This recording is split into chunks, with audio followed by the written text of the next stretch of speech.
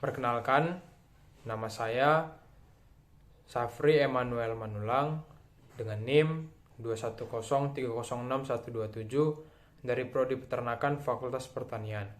Di sini saya akan menjelaskan beberapa pertanyaan tentang mineral dan vitamin serta melakukan uji kandungan vitamin C pada buah dan hijauan pakan ternak. Pertanyaan yang pertama tentang mineral ada: jelaskan pengertian dan fungsi mineral secara umum bagi ternak.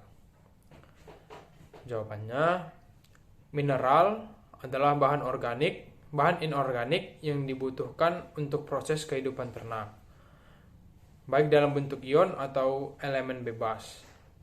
Mineral sendiri berguna untuk memelihara kesehatan, pertumbuhan, dan reproduksi ternak. Berdasarkan kegunaannya dalam aktivitas sehari-hari, mineral dapat dibagi menjadi dua jenis, yaitu golongan esensial dan golongan yang non-esensial. Berdasarkan jumlahnya, mineral dapat pula dibagi menjadi mineral makro dan mineral mikro.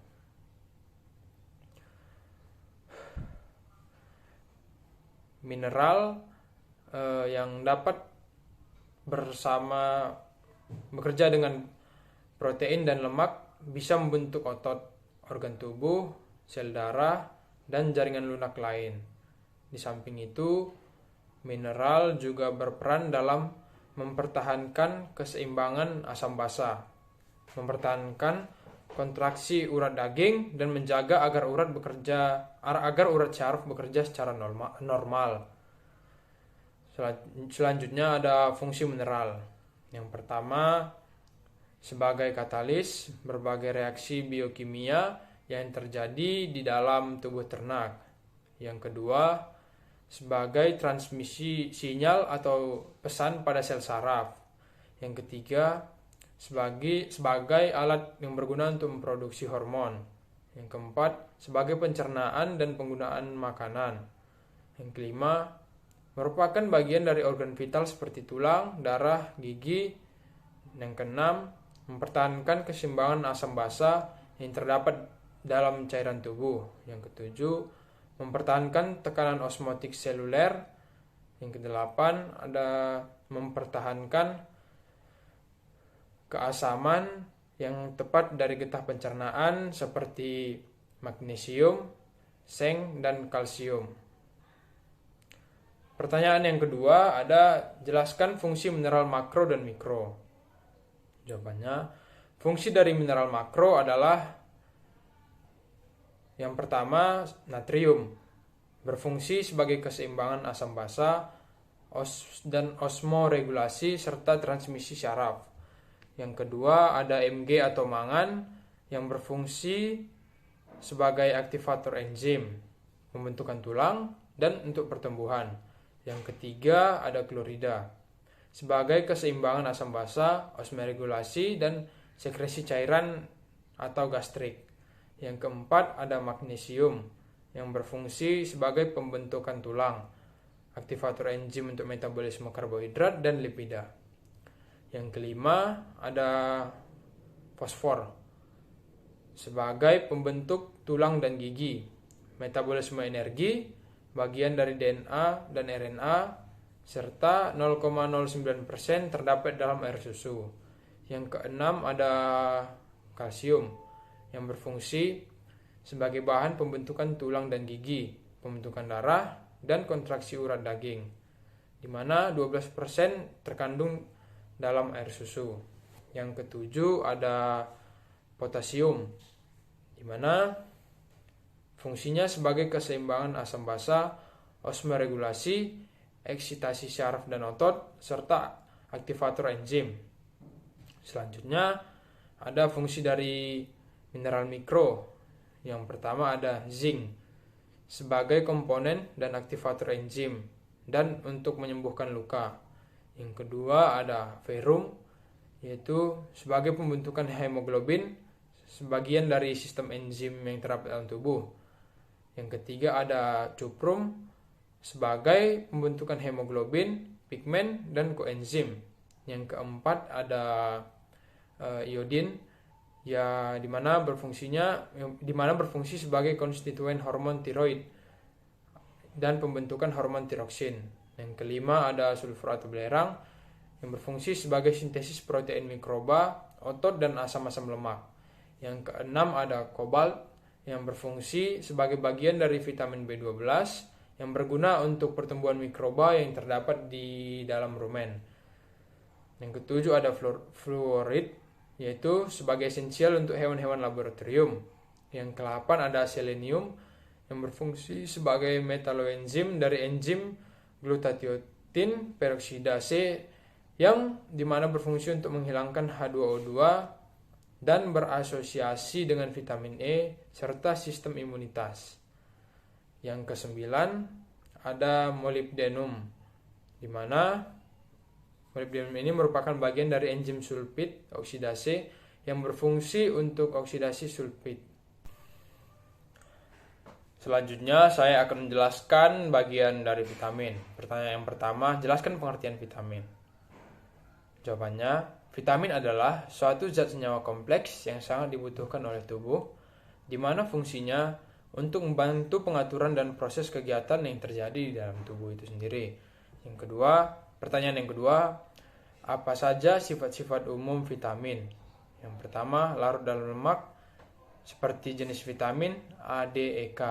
Yang kedua, larut dalam air, seperti jenis vitamin B dan C. Yang ketiga, jelaskan jenis-jenis vitamin dan fungsinya bagi tubuh ternak. Jawaban, yang pertama ada vitamin A atau retinol. Semua hewan membutuhkan vitamin A. Vitamin tersebut tidak terdapat dalam tumbuhan. Secara umum, fungsi dari vitamin A ada 3, yaitu untuk berfungsi pada mata, epitel, dan tulang. Yang kedua ada vitamin B1 atau tiamin. Defisiensi B1 mengakibatkan kadar asam pirufat dan asam laktat dalam darah menjadi naik dan segera menunjukkan gejala nafsu makan yang turun dan mengakibatkan badan ternak menjadi kurus. Selanjutnya berfungsi sebagai kerja sistem saraf dan otot menjadi lemah. Selanjutnya memiliki peran penting menjadi koenzim dan dekarbosilasi senyawa asam keto. Vitamin B1 juga diperlukan untuk reaksi fermentasi glukosa menjadi etanol. Selanjutnya ada vitamin B2 atau riboflavin, merupakan penyusun koenzim flapoprotein yang berperan dalam tubuh, yang berkaitan dengan reaksi kimia sebagai pembawa hidrogen yang penting dalam metabolisme karbohidrat dan protein. Selanjutnya memiliki fungsi sentral dalam produksi energi dan pernapasan seluler. Setelah itu ada vitamin B3 atau niacin. Niacin merupakan nikotinamid atau asam nikotinat. Nikotinamid dan asam nikotinat memiliki fungsi sebagai sumber vitamin B3 niacin yang dimana dibutuhkan untuk sintesis NAD dan NADP, di mana NAD dan NADP adalah kofaktor yang berfungsi dalam reaksi redoks menjadi donor akseptor elektron. Selanjutnya ada vitamin B5 atau asam pantotenat. Vitamin B5 ini berasal dari beta-alanin dan asam pantoat, yang dimana diperlukan untuk sintesis koenzim A dan sebagai komponen asli carrier protein atau ACP yang terdapat pada sintesis asam lemak. Kemudian disintesis oleh kofaktor enzim fatty acid synthase. Selanjutnya ada vitamin B6 atau pyridoxine. Vitamin B6 ini memiliki fungsi dalam perubahan triptofan menjadi niacin dan dalam penggunaan asam lemak. Pada ayam dewasa, kekurangan vitamin B6 mengakibatkan produksi telur menurun. Apabila ayam diberi ransum yang memiliki kandungan kurang vitamin B6 dapat menyebabkan perkembangan ovarium, ovidak, jengger, dan pial menurun. Pada ayam jantan menyebabkan tidak berkembangnya testis, jengger, dan pial. Pada ayam betina sering juga disebut terjadi atau mengalami molting. Selanjutnya ada biotin yang memiliki fungsi dalam metabolisme karbohidrat, lemak, dan protein. Pada ayam, kekurangan biotin gejalanya sama dengan kekurangan pentotenat, yaitu terdapat luka pada sudut mulut. Selanjutnya, keseluruhan paruh. Pada ayam dewasa mengakibatkan terjadi penurunan daya tetas, tetapi sedikit berpengaruh pada produksi telurnya. Pada ayam, biotin merupakan zat pencegah perosis seperti halnya mangan, kolin, dan asam folat. Selanjutnya ada folat. Peranannya adalah dalam sintesa purin dan pirimidin yang merupakan kunci utama asam nukleat.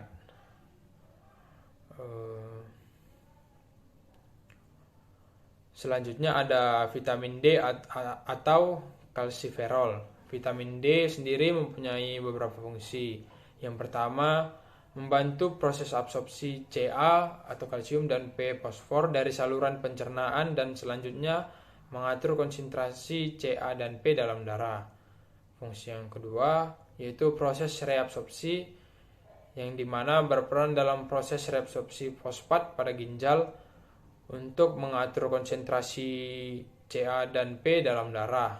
Yang ketiga ada deposisi atau berperan dalam pembentukan tulang dengan jalan mempengaruhi deposisi pada matriks tulang. Akibat utama defisiensi vitamin D atau kekurangan vitamin D adalah terbentuknya tulang yang abnormal. Bila terjadi pada ternak muda, akan terjadi atau akan mengalami rakitis, dan apabila yang dialami oleh ternak dewasa akan terjadi osteomalacia. Selanjutnya ada vitamin E. Vitamin E mempunyai beberapa fungsi, antara lain yang pertama pada reproduksi, yaitu membuat normalnya proses reproduksi beberapa jenis ternak. Fungsi yang kedua dapat digunakan sebagai antioksidan. Yang ketiga, fungsi absorpsi, yaitu dapat memperbaiki Fe oleh usus. Sedangkan Fe penting untuk mencegah terjadinya anemia. Selanjutnya ada vitamin K. Vitamin K ini sendiri merupakan senyawa yang penting pada proses koagulasi darah atau pembekuan darah.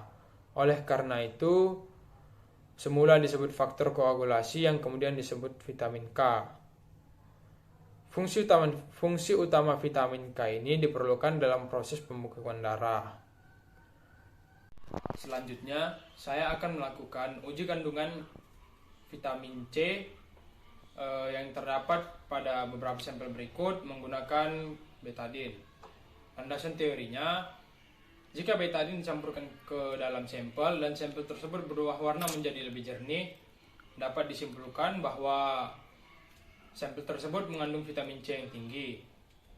Dan jika sampel tersebut dicampur dengan betadin tetapi tidak mengalami perubahan warna sama sekali, dapat disimpulkan sampel tersebut mengandung vitamin C yang rendah atau bahkan tidak mengandung vitamin C sama sekali. Tahap yang pertama, langsung saja kita teteskan betadin kepada sampel yang pertama, yaitu pisang sebanyak 5 tetes. 1, 2, 3, 4, 5. Selanjutnya pada sampel yang kedua ada intisari tomat sebanyak 5 tetes juga.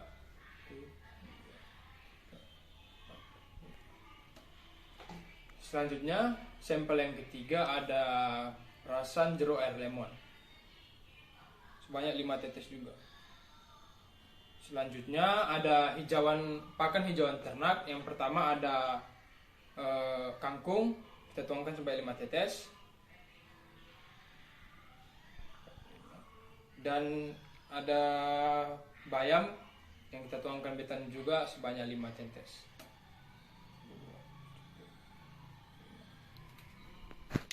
Lalu kita aduk sampel berikut. Pertama pisang,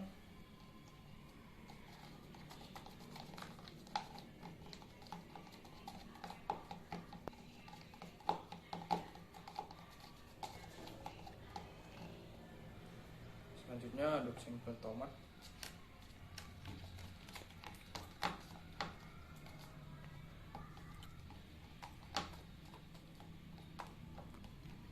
selanjutnya pada perasan air jeruk lemon,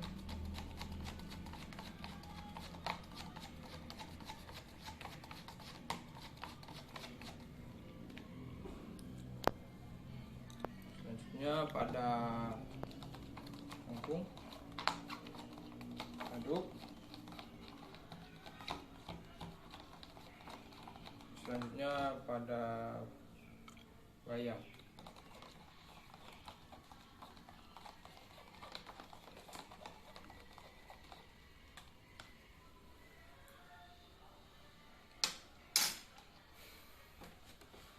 Setelah kita amati, perubahan warna yang terjadi pada sampel-sampel berikut adalah contohnya yang pertama pisang yang dimana warnanya menjadi lebih pucat, tomat juga warnanya menjadi lebih pucat, perasan air jeruk lemon juga warnanya menjadi lebih pucat. Begitu juga dengan